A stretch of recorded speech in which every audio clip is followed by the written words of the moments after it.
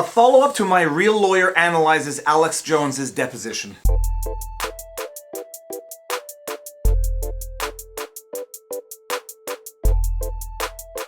Most of you know that Alex Jones is being sued for defamation by some of the parents of the victims of the Sandy Hook shooting. He is being sued for defamation on the basis that on multiple occasions he referred to some of the parents as crisis actors. About a week ago, I did a thorough analysis of the deposition of Alex Jones after having watched the entire 3-hour, 14-minute, and 17-second deposition. In that video, I sort of analyzed the do's and do not do's of a deposition and broke down where I thought the examining attorney, who is plaintiff's attorneys, made mistakes in the context of that examination. Listen to this question. The question is so complicated, hypothetical, convoluted. I think the examining attorney is probably going to watch this and recognize where mistakes were made. For good or for bad, for right or for wrong, I pretty much read every single comment in the comments section, and I felt the need to make a follow-up video to address some of the common and legitimate questions raised in a lot of those comments, to clarify some of the confusion that I noticed throughout some of the comments. So let's get to it. A comment that I noticed coming up a lot was, where did I shoot this video and why am I wearing sunglasses? No, I did not shoot this video in a dumpster. I shot it on the roof of our house because it's the only quiet place I can get in this house from time to time. And I was wearing sunglasses not because I'm trying to pull a Casey Neistat, but because I actually have prescription glasses and prescription sunglasses. A comment that came up a lot is that I suffer from bias and that I was picking on plaintiff's attorney. That type of observation is sort of based on a misunderstanding of what the examination process is like. This was plaintiff's attorney's examination of the defendant. In the context of an examination, there is one lawyer conducting the examination, and the other lawyers basically sit there and do nothing except object. That's what the defendant's lawyers do. So to accuse me of bias and saying that I'm picking on plaintiff's attorneys would be sort of like accusing me of bias in football if I'm picking on Tom Brady while he has the ball driving it from one end of the field to the other. The examining attorney is the quarterback for that portion of the file. So the fact that I'm picking on the quarterback at that point in time is only a matter of fact because he happens to be carrying the ball. There's an expression in law that the examination is the examining attorney's opportunity to lose. So it's not a question of bias or prejudgment that I'm picking on the examining attorney. It's only because he is doing 99% of the talking in the context of the examination. Another criticism that came up in a number of comments was that I'm a Quebec attorney and I have no business commenting on Texas law.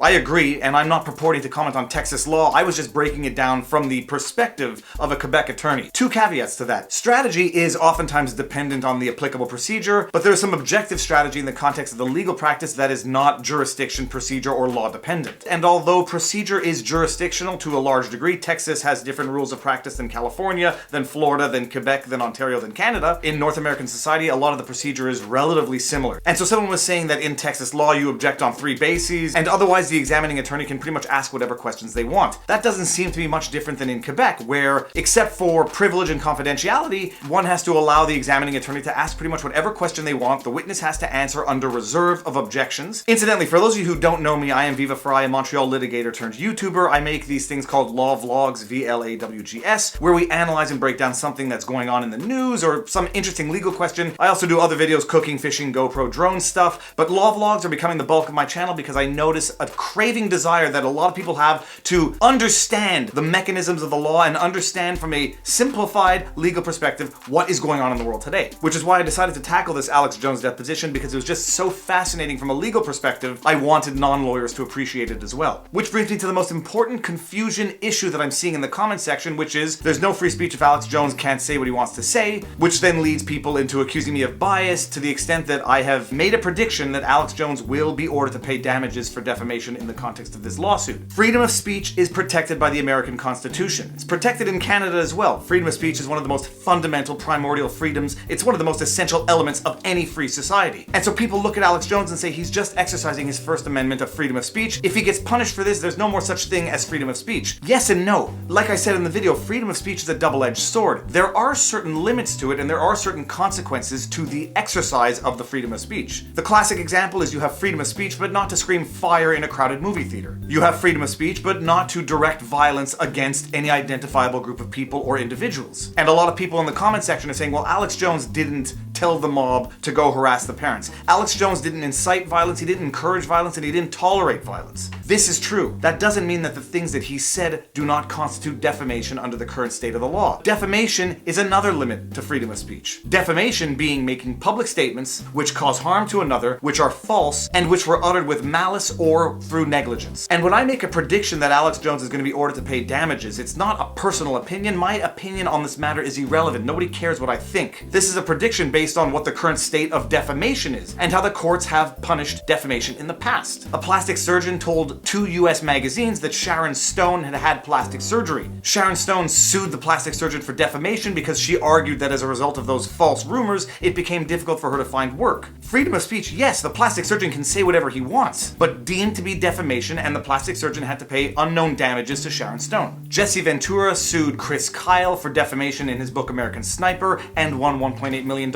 And so when I look at the examples that the courts have recognized for defamation, my prediction is that they are going to also recognize some of the statements Alex Jones made about the parents of the Sandy Hook's victims as defamation as well. Someone in the comment section asked me how I would have handled that deposition as relates to the splicing together of the videos. It is a straw man argument to claim that plaintiff's attorney would have to play the full 4 hours of every episode from every video that he took a clip from to examine Alex Jones. All that the plaintiff's attorney would have to do is provide something of a more reasonable context of the clip or excerpt that he was referring to when examining Alex Jones. What would I have done? I would have taken each clip as a standalone exhibit for the purposes of the examination. I would have specified the date the video was aired, the title of the video, and I would have provided a few minutes of context on both ends of the clip so that the witness could take cognizance roughly of the general context of the clip. I would then ask my question on each clip, doing this procedure for each and every one of them. That way, if the defendant wants to argue later on that the clip was taken out of context, he can find the specific episode, the specific context, and he can make that argument later. But at the very least, the witness is going to know which specific episode, which minute marker of that episode that clip was taken from, so that he can then go and refer to it later. And there were some comments to the effect that the witness or his lawyers can always say that the clips are taken out of context. This is true, but a judge is going to read the transcript at one point and is going to make a decision as to whether or not it is in fact accurate. Splicing together multiple short clips into one clip is objectively taking things out of context and expecting the witness to understand the context to properly answer. Presenting one clip at a time within, say, a 3 or 4 minute context for the purposes of asking questions on a 5 or 10 second segment of that, I don't think a judge is going to buy the argument that is taken out of context. Another comment that I saw a lot, which sort of insinuates bias on my behalf: what about NBC? What about CNN? To which I respond, they too are going to have to answer for whether or not their reporting constituted defamation, specifically as relates to the Covington kids. CNN, Washington Post are being sued for $250 million for defamation resulting from their reporting on those kids. Now, there can be an argument as to whether or not people on the right are more targeted than, say, mainstream media, which tends to be on the left. Again, things that we don't really need to get into because my analysis is not sort of a political leaning analysis. I try to be as objective as possible, and the irony is that I get accused of political bias both from the left and the right for being politically biased in the opposite direction, which I think is basically the most concrete evidence that I am being as objective and impartial as possible.